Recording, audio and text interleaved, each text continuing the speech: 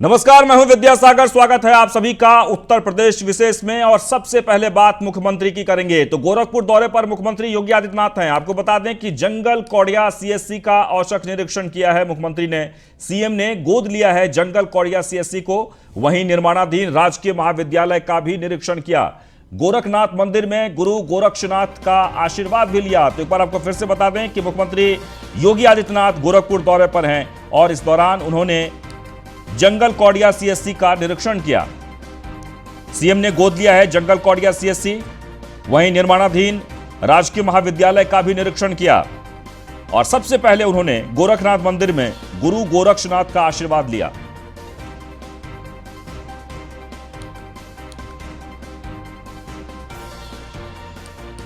एक बार आपको फिर से बता दें कि मुख्यमंत्री इस वक्त गोरखपुर में हैं और आज कई जगहों पर वो पहुंचे। सबसे महत्वपूर्ण जंगल कौड़िया सीएससी का निरीक्षण किया क्योंकि मुख्यमंत्री ने जंगल कौड़िया सीएससी को गोद लिया है और निर्माणाधीन राजकीय महाविद्यालय का निरीक्षण भी किया गया है।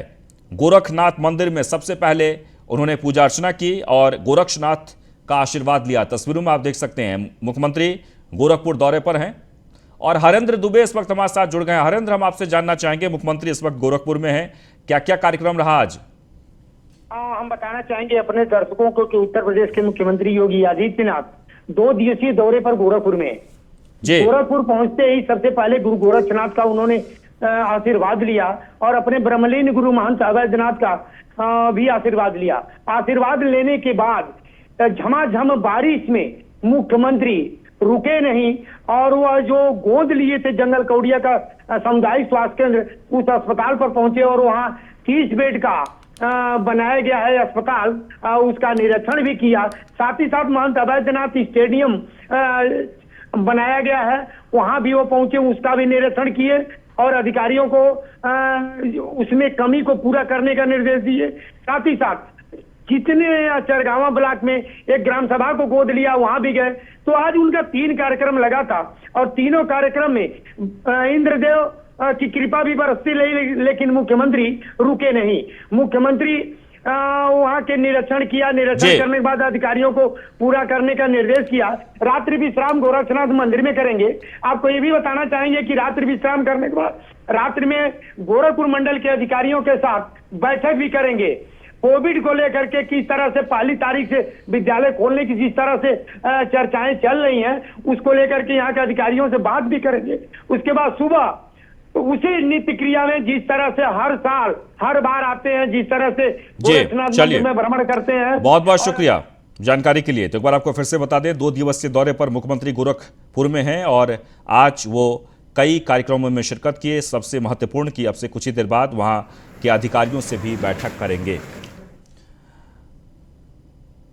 इस बीच एक और बड़ी खबर राजधानी लखनऊ से आ रही है, जहां पर अपराधी पूरी तरीके से बेलगाम है।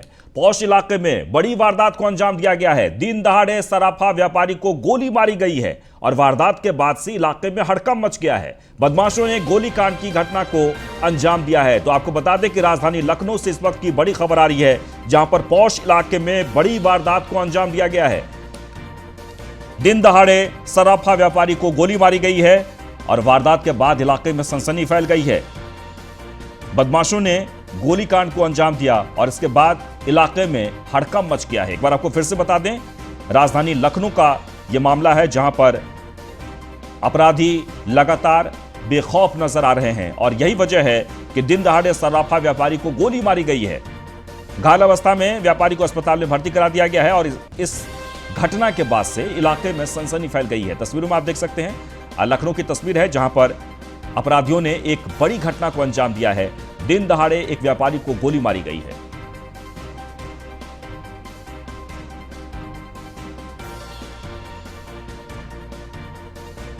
और नीलेश चौहान जुड़ गए इस वक्त हमारे साथ, हमारे संवाददाता। नीलेश, हम आपसे जानना चाहेंगे, एक बड़ी घटना घटी है। दिन दहाड़े बदमाशों ने एक सराफा व्यापारी को गोली मारी है। फिलहाल इस मामले में अब तक क्या कार्रवाई हुई है? देखिए, बिल्कुल आपको बता दूं कि जो आला अधिकारी हैं वो घटनास्थल पर मौजूद हैं। पड़ताल की जा रही है, सीसीटीवी फुटेज खंगाले जा रहे हैं कि आखिर गोली मारने वाले लोग कौन हैं। फिलहाल जो अभी तक पड़ताल में सामने आया है उसमें ये कहा जा रहा है पुलिस के मुताबिक कि जो गोली मारी गई है वो आपसी रंजिश के तहत मारी गई है। लेकिन सवाल ये उठता है कि अगर दिन दहाड़े सर्राफा व्यापारी को गोली मारी जाती है, वो भी दुकान के अंदर, तो ये पुलिस के ऊपर सवालिया निशान खड़ा होता है। एक और कहा जाता है कि प्रतिदिन जो है जो सर्राफा की दुकानें वहाँ आसपास पुलिस की लगातार निगरानी रहती है ताकि कोई वहाँ पर हत्या, लूट, डकैती जैसी वारदात ना हो पाए। उसके बावजूद भी अगर सरोजिनी नगर थाना क्षेत्र में इस तरीके की घटना होती है तो जाहिर सी बात है कि सरोजिनी नगर पुलिस के ऊपर सवालिया निशान खड़ा होना लाजमी है। इससे पहले एक लड़की के साथ जो है रेप किया जाता है और उसके बाद उसकी निर्मम हत्या कर दी जाती है। अभी वो मामला उल्टा नहीं था कि एक मामला और सरोजिनी नगर पुलिस के सामने आ बिल्कुल, गया है। यानी आप कह सकते हैं कि राजधानी लखनऊ की जो स्थिति है वो इस वक्त सबसे ज्यादा खराब है। अपराधी बेखौफ लगातार घटनाओं को अंजाम दे रहे हैं। बहुत बहुत शुक्रिया नीलेश।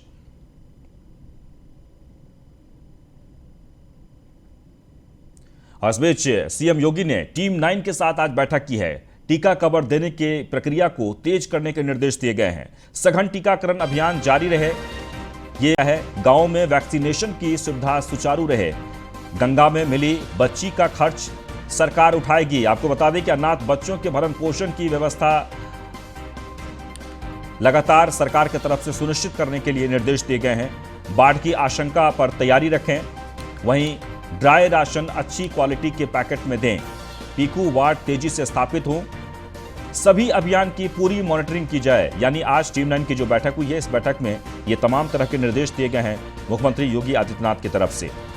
वैक्सीनेशन को लेकर सबसे ज्यादा जोर दिया गया है। उन्होंने स्पष्ट तौर पे कहा कि गांव में वैक्सीनेशन की सुविधा सुचारू रहे और उस पर निगरानी रखी जाए। वहीं सबसे महत्वपूर्ण ये कि गंगा में जो बच्ची मिली है उसके भरण पोषण के लिए सरकार पूरी खर्च उठाएगी। बाढ़ की आशंका को देखते हुए सीएम ने निगरानी रखने के लिए कहा गया है, तैयारी तेज करने के लिए कहा गया है। यानी कुल मिलाकर यह कह सकते हैं कि आज टीम 9 की बैठक में बहुत ही महत्वपूर्ण मुद्दों को लेकर चर्चा हुई और काफी संख्या में एक के बाद एक निर्देश दिए गए हैं। तो सभी अभियान की पूरी मॉनिटरिंग की जाए। यानी जितने भी अभियान इस वक्त उत्तर प्रदेश में चल रहे हैं उसे मॉनिटरिंग करने के लिए कहा गया है।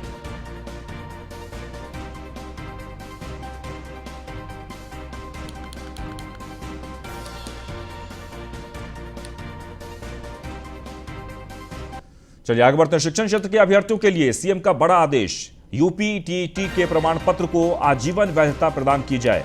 इसके लिए जल्द नोटिफिकेशन जारी करें। पास होने पर दोबारा परीक्षा देने की आवश्यकता नहीं है।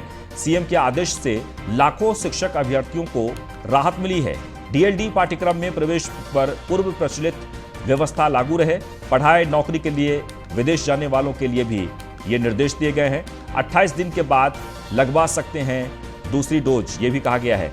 जिला अस्पतालों में बनाए जाएंगे विशेष टीकाकरण बूथ। दस्तावेज की पड़ताल कर सुचारू टीकाकरण कराया जाए। और एस के वाजपेयी इस वक्त हमारे साथ जुड़ गए हैं। एस के वाजपेयी, बहुत ही महत्वपूर्ण जो खासकर यूपी टीईटी को लेकर जो लोगों को 7 साल के बाद फिर से एग्जाम देना पड़ता था, यानी उनके जो वैलिड की जो क्षमता है वो खत्म हो जाती थी बीच में ही, उसमें मुख्यमंत्री ने ये निर्देश दिए हैं कि अब आजीवन वैधता रहेगा। ये बहुत बड़ी राहत है। आप बिल्कुल निश्चित तौर पर उत्तर प्रदेश के शिक्षा विभाग से जुड़े हुए लोगों के लिए एक बड़ी खबर है, क्योंकि मुख्यमंत्री योगी आदित्यनाथ ने एक बड़ी समस्या सॉल्व कर दी है। जहां टीटी जो यूपी टीटी था, शिक्षक पात्रता परीक्षा, उसको लेकर केंद्र सरकार के दिशा निर्देशानुसार उत्तर प्रदेश सरकार ने बड़ा निर्णय लिया है। उस निर्णय के अनुसार अब आजीवन सदस्यता होगी। हालांकि इसको लेकर विस्तृत आदेश उत्तर प्रदेश सरकार जारी करेगी, लेकिन मुख्यमंत्री योगी आदित्यनाथ ने आज टीम 9 की बैठक के दौरान अफसरों को यह निर्देश दिया कि इससे संबंधित जो अध्ययन है वो किया जाए और उसके बाद एक विस्तृत शासनादेश इस संबंध में जारी किया जाए। तो निश्चित है कि बड़े पैमाने पर ऐसे शिक्षकों को राहत मिलेगी जो कहीं ना कहीं पहले टीटी की परीक्षा देते थे, उसके बाद इंतजार करते थे। अगर उनका इस दौरान में, उनके इस कार्यकाल के दौरान अगर कहीं भी चयन नहीं होता था तो दोबारा टीटी की परीक्षा देना पड़ती थी। तो कहीं ना कहीं उसके लिए अब उत्तर प्रदेश सरकार की तरफ से यह निर्देश जारी हो गया है। मुख्यमंत्री योगी आदित्यनाथ के निर्देश के बाद कहीं ना कहीं एक बड़ा हम कहें कि तोहफा है शिक्षकों के लिए कि अब ये एक बार परीक्षा देने के बाद आजीवन की ये परीक्षा मान्य होगी। जो बहुत बहुत शुक्रिया। और एक और बड़ी खबर गाजियाबाद से, जहां बुजुर्ग की पिटाई मामले ने सियासी तूल पकड़ लिया है। जहां आरोप प्रत्यारोप का दौर लगातार जारी है, तो वहीं दूसरी तरफ पुलिस ने पिटाई के मामले को आंतरिक बताया है और ट्विटर समेत 9 लोगों पर मुकदमा भी दर्ज किया है। देखिए ये रिपोर्ट।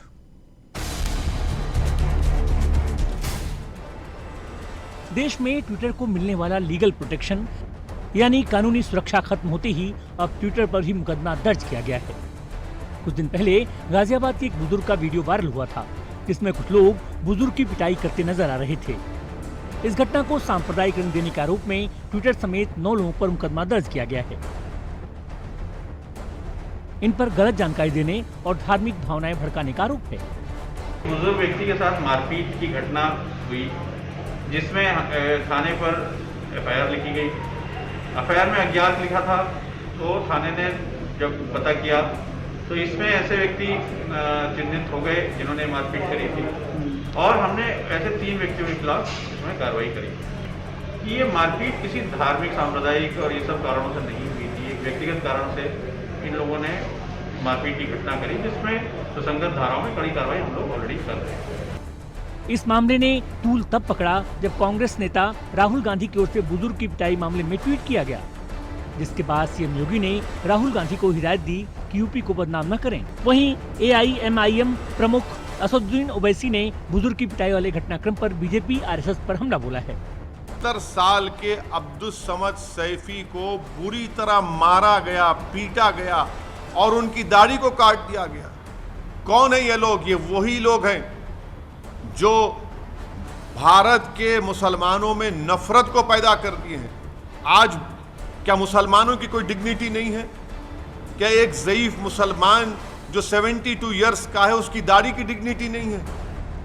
गाजियाबाद पुलिस ने अपने आधिकारिक बयान में कहा है कि मामला आंतरिक है, किसी धर्म विशेष को लेकर पिटाई नहीं की गई। हालांकि सोशल मीडिया पर वीडियो वायरल होने के बाद इस मामले का सियासी रंग लेना तो लाजमी था। गाजियाबाद से यादराम के साथ ब्यूरो रिपोर्ट, न्यूज़ 1 इंडिया।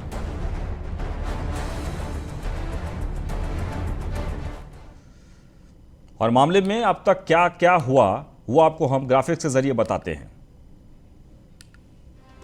तो गाजियाबाद में बुजुर्ग की पिटाई का यह मामला है।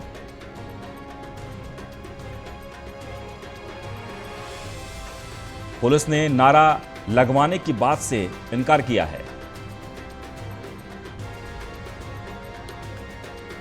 अब तक 3 लोगों को गिरफ्तार किया गया है इस मामले में।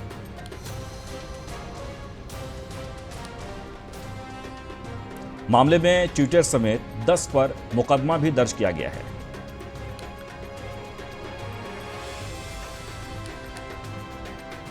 एफआईआर पर ट्विटर ने जांच की बात कही है।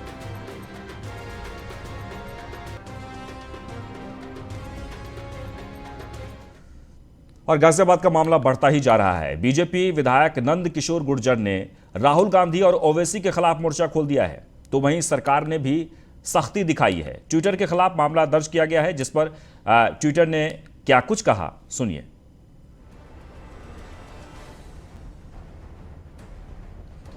तो फेक न्यूज प्रसार करने वालों को चेतावनी दी गई है, अभी कोई रिएक्शन नहीं दे सकता। ट्विटर की सफाई है इस मामले में। सरकार ने कहा फेक न्यूज पर कार्रवाई हो, दुष्प्रचार करने वालों पर सख्ती हो। ट्विटर की सफाई, अभी कोई रिएक्शन नहीं दे सकते, ये ट्विटर की तरफ से सफाई दी गई है। ट्विटर ने सीधे सीधे कहा है कि मामले की जांच करेंगे।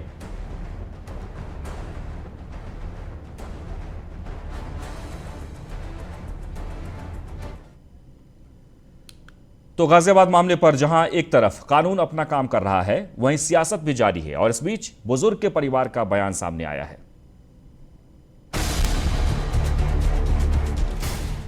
गाजियाबाद के लोनी से सामने आए बुजुर्ग की पिटाई वाले वायरल वीडियो के बाद पुलिस की थ्योरी से साफ हो चुका है कि कुछ लोग मामले को धार्मिक रंग देने की जुगत में लगे थे। वहीं दूसरी ओर नफरत फैलाने वालों पर सरकार नकेल कसने की तैयारी कर रही है। वहीं इस बीच बुजुर्ग के परिवार का बयान भी सामने आया है। वहाँ 6 तारीख में ये बात भी हुई थी कि चाचा गाड़ी कट गई तो कोई बात नहीं, इससे तो जो क्या नाम है आपको और हवा आएगी, और आपके इतने पैसे थे, आप मुझसे इतने पैसे ले लीजिए, बात को रफे दफे कीजिए। वहीं चौकी पे किसी पुलिस वाले ने कहा था। मामले की जांच में जुटी पुलिस ने पिटाई के ताबीज कनेक्शन की बात कही थी, मगर बुजुर्ग अब्दुल समद सैफी के बेटे तैयब ने पुलिस के दावे पर सवाल खड़े करते हुए कहा है कि उनके पिता ताबीज का काम नहीं करते थे। उसके बाद उसमें 2 लोग और चढ़ गए, वो कुछ दूर कुछ कदम और चला, उसके बाद उसमें 2 लोग और चढ़ गए। उनके गले में एक रुमाल था, और उस रुमाल से उनके मुंह को ढक दिया गया और उनके मुंह को बंद कर दिया गया और उनके जो क्या ना पिस्टल लगा दी गई और उन्हें एक ऐसी सुनसान जगह पे ले गए कि जहाँ पे वो पहचान नहीं सकते कि मैं कहाँ हूँ कहाँ नहीं हूँ। वहाँ ले जाने के बाद में उन्हें बंद कर दिया गया और उनके साथ में मारपीट इस कदर करी गई कि जैसे कोई धोबी एक कपड़े को कूटता है। तैयब से जब पूछा गया कि पिटाई के दौरान जब दोनों समुदाय के लोग मौजूद थे तो धार्मिक सौहार्द बिगाड़ने की बात कैसे हो सकती है, तो इस पर तैयब ने कुछ भी बोलने से इनकार कर दिया। Bureau report, news 1 India. खबर प्रयागराज से है, जहां पर तमंचे पे डिस्को करते युवक का वीडियो वायरल हो रहा है। बारबलाओं संग तमंचा लेकर डांस कर रहा युवक। मिर्जापुर से आई बारात में शामिल हुआ था युवक। 15 जून का ये वीडियो बताया जा रहा है। मेजा थाना क्षेत्र का वीडियो है जो हम आपको दिखाने जा रहे हैं। ये तस्वीरों में देखिए। तो एक बार आपको फिर से बता दें कि हाथ में बंदूक और बारबलाओं के साथ डांस करता ये युवक। तमंचे पे डिस्को, यानी आपने ये लाइन जो है सुनी होगी, लेकिन उत्तर प्रदेश में लगातार इस तरह की खबरें आ रही है और बारात में इस तरह के नज़ारे भी देखने को मिल रहे हैं। तमंचे पे डिस्को करते युवक का वीडियो जो लगातार वायरल हो रहा है। और सबसे महत्वपूर्ण ये कि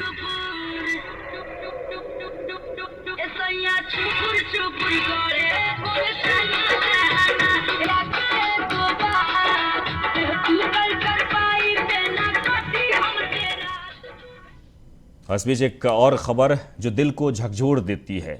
अलीगढ़ में दिल को झकझोर कर देने वाली खबर सामने आई है, जहां पर एक महिला और उसके 5 बच्चे 2 महीने से खाने के लिए तरस गए। पड़ोस का कोई अगर परिवार के 6 सदस्यों के बीच 4-6 रोटियां दे दी तो उन्हीं को खाकर पानी पीकर गुजारा कर लिया।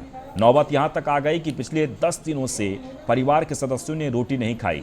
पूरे परिवार के सदस्यों की भूखे रहने के कारण तबीयत खराब हो गई है, जिन्हें अब मलखान सिंह जिला अस्पताल में भर्ती कराया गया है। हालांकि अब उनका डॉक्टर्स ख्याल रख रहे हैं और एनजीओ ने भी कुछ मदद पहुंचाई है। महिला के पति की लॉकडाउन के दौरान गंभीर बीमारी के चलते मौत हो चुकी है।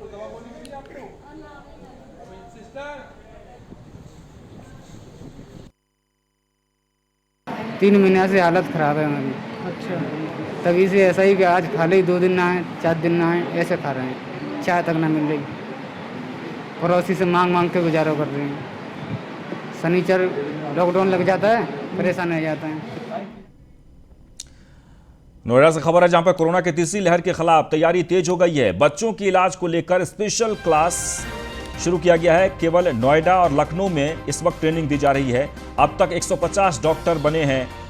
मास्टर ट्रेनर पढ़ाई के साथ डेमो के जरिए इलाज की ट्रेनिंग दी जा रही है। सेक्टर 39 अस्पताल में डॉक्टरों की ट्रेनिंग लगातार जारी है।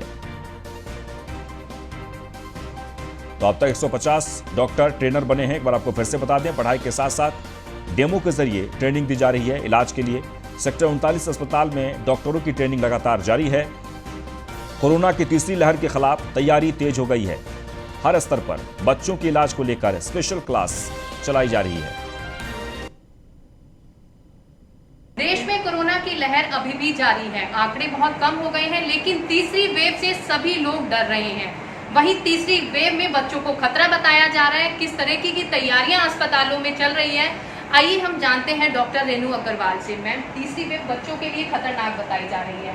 आपके कोविड हॉस्पिटल में स्पेशल टास्क फोर्स की टीम आई हुई है जिन्हें ट्रेनिंग दी जा रही है। किस तरीके की ये ट्रेनिंग है मैम? ये ट्रेनिंग यूपी गवर्नमेंट के द्वारा कराई जा रही है। यूपी गवर्नमेंट ने लखनऊ और गौतम बुद्ध नगर 2 जगह पर ये हैंड्स ऑन ट्रेनिंग स्टार्ट की है। इसमें पूरे ऑल ओवर यूपी से जो डॉक्टर्स हैं, पीडियाट्रिशियन हैं, उनको बुलवाया गया है। 3-3 दिन की ये ट्रेनिंग है और 30-30 का बैच है। एक बार में हम 30 डॉक्टर्स स्टाफ नर्स को सिखाते हैं। 3 दिन तक ये चलता है। इस तरह से हम 5 बैच अब तक तैयार कर चुके हैं, मतलब कि 150 लोगों की ट्रेनिंग दे चुके हैं। तो ये जो मास्टर ट्रेनर बनेंगे, ये अपने अपने जिले में जाके सेम उनको सुविधा दी जाएगी। ये आगे इतने लोगों को तैयार करेंगे।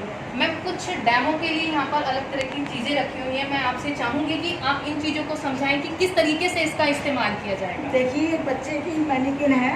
इसमें जो है जब वेंटिलेटर पर डालना होता है तो सबसे कठिन काम होता है ट्यूब डालना।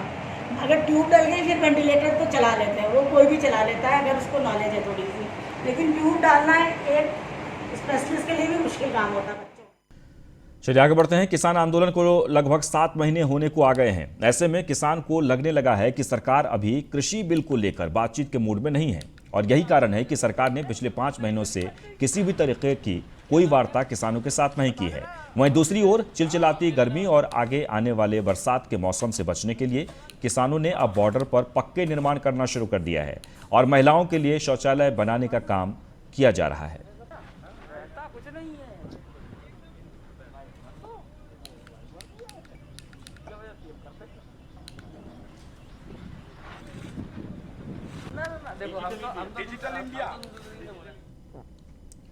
आगे बढ़ते हैं खबर नोएडा से, जहां किशले पांडे मामले में नया खुलासा हुआ है। आरोपी ने घर के आगे लगाया था सॉलिसिटर जनरल का बोर्ड। अम्रपाली सोसाइटी में स्थित है आरोपी का आवास। नेम प्लेट में सॉलिसिटर जनरल लिखा हुआ था। आरोपी की वकालत की डिग्री पर भी पुलिस को संशय है। नोएडा पुलिस ने बार काउंसिल ऑफ इंडिया और यूपी को लिखा है पत्र। इलाहाबाद विश्वविद्यालय को भी पत्र लिखकर जानकारी मांगी गई है।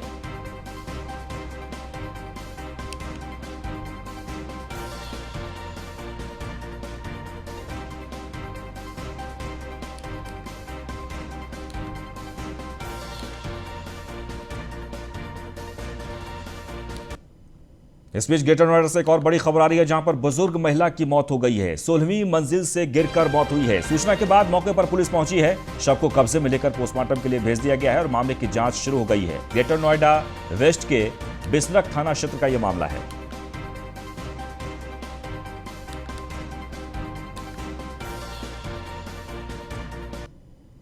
और इसके साथ ही इस बुलेटिन में बस इतना ही, लेकिन आप बने रहें न्यूज़ 1 इंडिया के साथ।